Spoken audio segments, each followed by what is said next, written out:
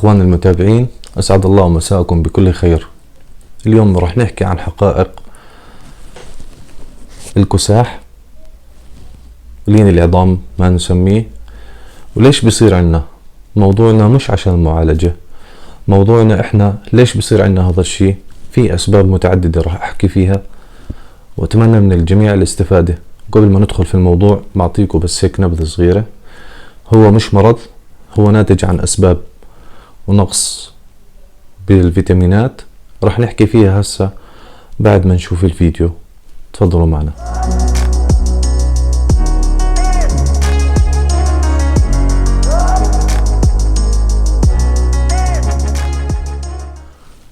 طبعا يا اخوان، زي ما حكينا احنا في البداية انه في عنا ليونة في العظام، او بتصير عنا مشاكل لبعض الطيور في الاقفاص.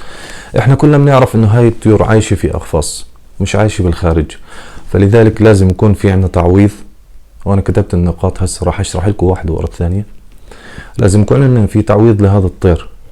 الطير مش عايش برا يا اخوان، هو عايش جوا قفص. فاذا انت ما عوضته بهذا الشيء ما راح نقدر نعطيه اللازم، او ما راح يصير عندنا مشاكل، وما راح نقدر نعطيه اللازم في المواد الطبيعية.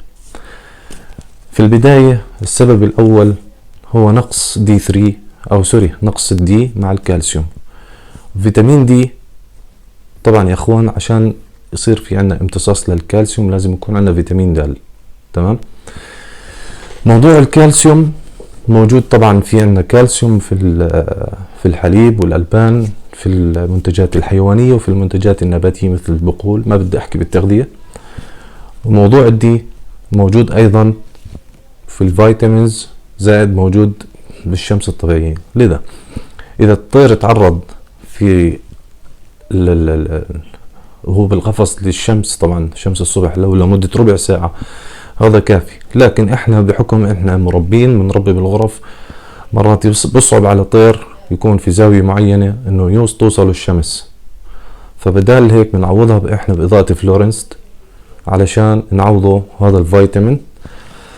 زائد لازم نضيف اللي هو فيتامين دي بشكل دوري، وليس على مدار على مدار السنة، او خلينا نحكي دوري حسب المرحلة اللي احنا فيها. فلما نقدم احنا فيتامين دي والكالسيوم احنا هيك بنعوض يا اخوان. احنا في ناس ممكن تتساءل، انا بقدم مواد طبيعية على عين وراسي، ما عندي مشكلة، بس احنا بدنا نحسبها نسبة وتناسب. لو احنا عطينا مثلا خلينا نحكي 10 حبات بازلاء، هل راح ياكلهم الطير؟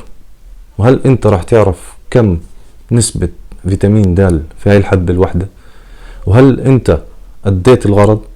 يعني هل اكتفى الطير في هاي ال10 حبات؟ فلازم في هاي الحالة احنا نقدمه بشكل مكمل غذائي. مكمل غذائي اللي هو بيكون متواجد في العلب مباعة للشركات الكبيرة، ما بدي اذكر شركات. هاي العلب موجودة فيها كل الفيتامينز اللي راح يحتاجها الطير، وبتعوضه مش بس فيتامين دي ولا كالسيوم. بس احنا موضوعنا اليوم عن الكساح، وهذا سبب من الاسباب، فيتامين دي والكالسيوم. تمام. نيجي للنقطة الثانية، العش. في ناس بيحكوا لي انه انا بقدم كل شيء، بس لكن صارت عندي مشكلة الكساح.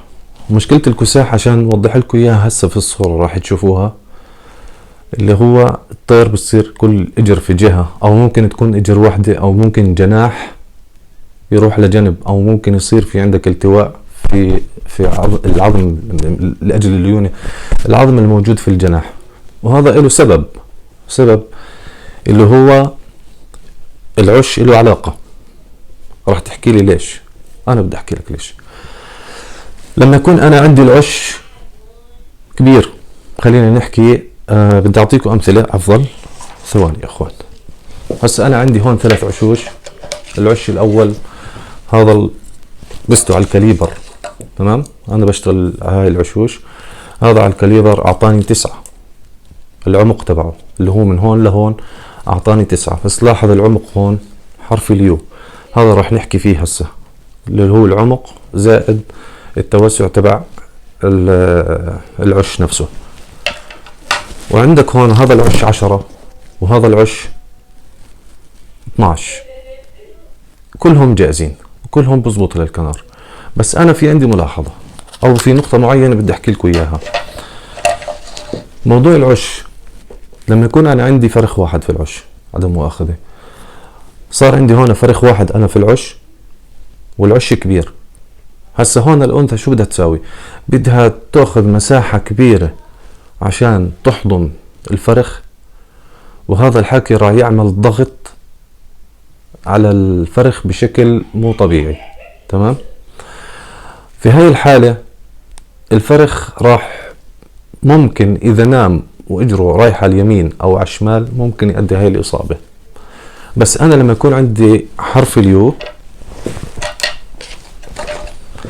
لما يكون هون عندي الفرخ موجود في النص، تمام، بهاي الحالة لما يكون عندي حالة حل هاي المشكلة اني احط بيضتين بلاستيك معه علشان ما يكون في ضغط من الانثى على الفرخ موضوع التدفئة والحضانة تبعته. وهاي الفترة بتصير بالايام مش الاولى، بتبلش من 6 ايام ل 12 يوم بتصير هاي المشكلة عند بعض الاشخاص. لو كان عندنا في بيض بلاستيك هذا بيعزز يا اخوان. هاي المشكلة الاولى. 2، لما يكون عندي انا مساحة صغيرة من اسفل، هاي بتخلي الفرخ يعمل حجم مصغر. يعني كيف؟ يعني ما بيفرد نفسه او ما بصير عنده حركة كثير يمين شمال، بحشر نفسه في هاي الزاوية او خلينا هاي المنطقة اللي في الاسفل. وهذا موضوع كثير ناس ما بينتبهوا له.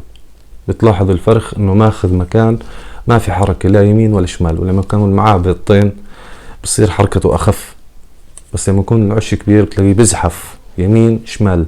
والدليل على ذلك امسك انت فرخ عمره 10 ايام وحطه على اي مكان مسطح كبير، ورقة او كذا، لما تيجي تحجل شوف لاحظ الفرخ كيف بضل يتحرك، ما بيهدى. تمام؟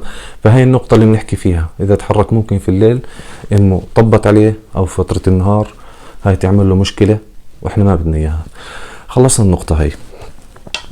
النقطة الثانية اللي هي البطانة. يا اخوان موضوع البطانة موضوع كثير مهم والناس ممكن ما ننتبهوا له. البطانة او اللبادة اللي بنحكي لها، هاي البطانة كثير ممتازة. وفي عندك اللي هي من شعر الغنم، هذه خيش. وفي عندك اللي من شعر الغنم كثير برضو ممتازة، انا بنصح فيها.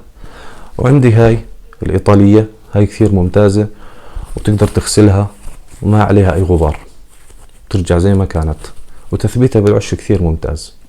تمام؟ شو السبب؟ هسه بتحكي لي انت شو له علاقة في الايام 10 او خلينا نحكي بال9 لما اظفر الفرخ يكسى شوي. يا اخوان اذا كنت مستخدم انت البطانة البوليسترين مرات بمسك الاظفر في منطقة من العش، واذا كان يتحرك يمين او شمال بالغلط راح تظلها ثابتة في نفس المكان. عند الحضانة راح تصير عندنا نفس المشكلة.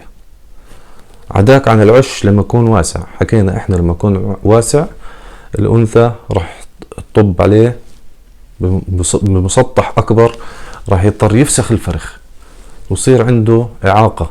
راح نضطر نستخدم الكلبشات اللي موجودة بالصورة زي ما انتم شايفين هسه حاليا. لاحظوا هاي الكلبشات نستخدمها احنا بالعلاج. احنا ما بنمنع انه والله تستخدم كلبشات، بالعكس، بس احنا لازم ناخذ احتياطاتنا ما يصير عندنا هاي المشكلة للفرخ. تمام؟ قبل ما ندخل بالنقطة الثالثة يا اخوان، الرابعة اسف، اللي هي تبعت البطانة. خلصنا احنا موضوع البطانة. بدي اطلب منكم سبسكرايب ولايك وتفعيل الجرس، عشان في عندنا شغلات عن جد، في عندنا شغلات حلوة كثير جاي على الطريق، ودعمكم المتواصل هو اللي بيخلينا نستمر ان شاء الله. تمام؟ النقطة الرابعة حكيناها احنا لما يكون عندنا فرخ واحد في العش. تمام؟ لما يكون عندنا فرخ واحد بالعش لازم نحط بيض بلاستيك. خلصنا منها. في نقطة مهمة كثير الناس بيغلطوا فيها، وهي موضوع نحكيها بالعربي او خلينا نحكي نسميها احنا عندنا هون الزق او العس او الغر، اللي هو الهاند فيدنج. اللي بيستخدموه المربين بزقوا فراخهم او خليهم بعضوا فراخهم الاكل الصناعي عن طريق السرنجة. هاي في نقطة بدي احكيها يا اخوان. اول اشي بدي اقسمها لنقطتين. النقطة الاولى الاكل، نوعية الاكل. في بعض الاكل الجاهز اللي بعطوله للطيور بتلاحظ انه سريع الهضم، وفي منه اكل بتلاحظ انه بطيء الهضم. اثنين، البروتين الموجود فيه، في عندك اللي هو بروتين سريع الامتصاص، وفي عندك بروتين بطيء الامتصاص اللي بيكون موجود فيه مادة الكاسيين، وهذا باخذوه تبعين الحديد اللي بيلعبوا حديد زي حالاتنا. الله يرجع النوادي يا رب على خير. فالنوعية الاكل فيه مرات بتكون نوعية شوي خشنة، وحتى لو ما حليتها بالمي بتجمد. حدا يعني انت بتشوفها لما تيجي تسحبها بالسرنجة بتشوفها ممتازة، بس بعد ما تحلها في المي بتشوفها ممتازة. بعد ما تحطها بالسرنجة وتيجي تعطي، ارجع لها بعد فترة، او خلينا نحكي 5 دقائق، راح تلاحظ انه في عندك الاكل الجاهز اللي اعطيته انت للفرخ صار جامد جدا، صار بده كمان مي زيادة. هاي بتأخر موضوع ينزول الاكل من الحوصلة للمعدة. بس مش هون النقطة اللي انا بدي احكيها. النقطة اللي انا بدي احكيها فترة العشاء، فترة كثير حساسة للفراخ. انت لما تيجي تعطي الفرخ بالفترة هاي، في بعض المربين بيغلطوا. اول اشي الغلطة الاولى كثرة الزق، بيعطي 6-7 وجبات في اليوم. هاي بتعمل مشاكل، ما بدي احكي مشاكل ثاني زي الكبد وغيره والكلى، لا، انا بدي احكي مشاكل اللي هي الكسل، اللي هي لها علاقة في موضوع الكساح تبعنا. لما انا اشبع الفرخ، اشبعه بدل ما اعطيه انا وجبة صغيرة خصوصا فترة العشاء، انت ما اعطيت مجال لامه انها تعطي. يا اخي ارحم امه شوي ارحمها. بيجي بعبي لي الحوصلة بمقدار يعني دبل، مع انه امه بتعطيه يعني مساحة اقل من الاكل اللي بنحكي فيه. انت لما تيجي تعطيه هاي الكمية، الفرخ شو بده يصير عنده هون؟ بده يصير عنده عملية كسل، وامه راح تيجي تروح تاخذ اكل وانت حاط لها وجبة، تيجي تعطيه ما راح تعطيه لانه هو ما بطلب. 2، انت عودت الام على كسل. 2، الام مشبعة، الام راح تاخذ حضانة ازيد، يعني ما راح تقوم عن الفرخ. طب الفرخ بده يتحرك، ما راح يتحرك. لا تحكي لي انه هو بيتحرك، لا ما بيتحرك، خصوصا حكينا الفترة بين 6 ل 12 يوم. ففي طواير بتطب على الفراخ، هاي بدك تكون حذر معها، حنوني جدا. اياك ثم اياك انك تستخدم اكل الزق بشكل متواصل. انا ما بمنعك تعطي، انا بعطي، بس باجي بعطي بنسب بسيطة. يعني الصبح تعطي نص، وخلي الام تعطي النص الثاني، والوجبة الثانية نص، والام تعطي الوجبة الثانية، وبالعشاء نفس الشيء. ما تغزش يا زلمة، ارحم شوي.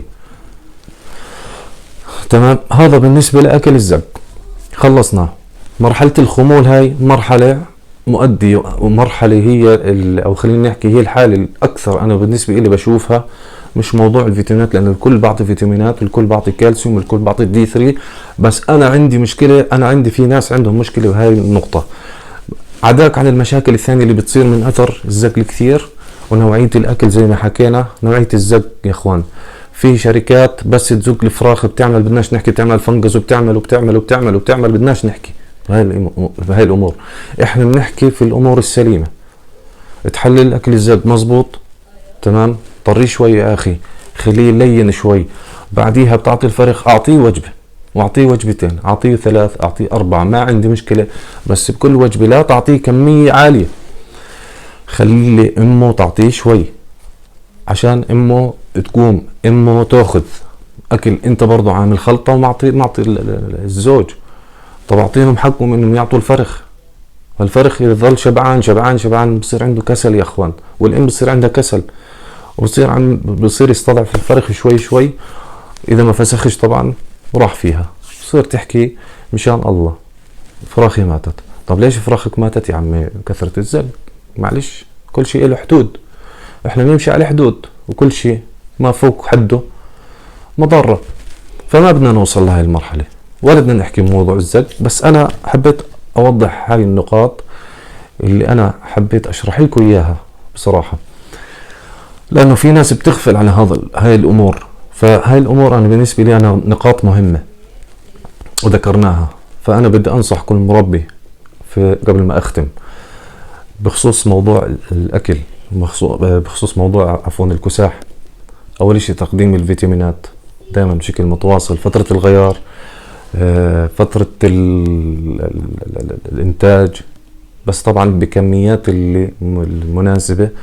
مش يلا بدي أعطي كل يوم، بدي لا، ممكن نعطى بالإكفود. في بعض الفيتامينات تنعطى بشكل دوري، في بعض الفيتامينات تنعطى مرتين بالأسبوع حسب النوعية. احنا ما بنذكرها لأنه مش موضوعنا، وإحنا إن شاء الله مستقبلا نحكي لكم عن موضوع الفيتامينات وكيف نعطيها. إحنا يعني مش ما بتحكي لكم أنا تفاصيل أكثر، لكن النصائح إنك تقدم الفيتامينات زي ما حكينا.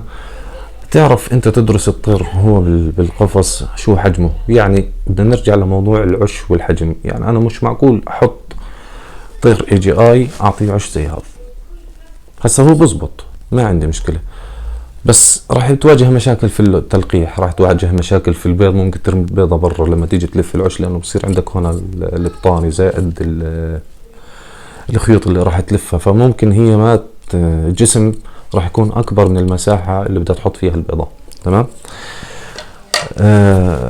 أيضا في كمان شغلة اللي هو مثلا هسا عنا طير رازة أو هوزو حبته صغيرة، أو حسون، أو خلينا نحكي السسكن. السسكن ما بقدر أعطيه عش زي هيك صراحة. عش السسكن يا دوب. تمام. ليش؟ لأنه أنا إذا أعطيته هاي المساحة ما راح يقدر يكملها كامل من ناحية اللف. أول إشي. اثنين، أنا برأيي الشخصي إنه راح تعمل لك مشاكل للفراخ وبالحضانة، وممكن يخرب البيض من سوء التحضير وهاي الأمور. لا تنسونا يا اخوان بالسبسكرايب واللايك وتفعيل الجرس اذا بتحبوا، وهذا اشي اختياري عنكم انتو كرما، واحنا ان شاء الله نتكرم عليكم بمواضيع كمان. وان شاء الله يعني انا بحب دايما ابشر الناس اللي بتابعوني في محتوى جديد راح اعلن عنه قريبا، محتوى جديد من نوع ان شاء الله باذن الله تعالى. راح يكون شيق، راح ما بدي اكشفه انا هسه، خليه لبعدين، بس ان شاء الله راح تستفيدوا منه كثير. يعني خلينا بكفي لهون، ما بدنا نكمل عنه. هذا المحتوى ان شاء الله راح يعجبكم، وباذن الله تعالى تشوفونا في ايام الجاي. واسف على الاطاله، واتمنى لكم يوم جديد غدا ان شاء الله. والسلام عليكم ورحمة الله وبركاته.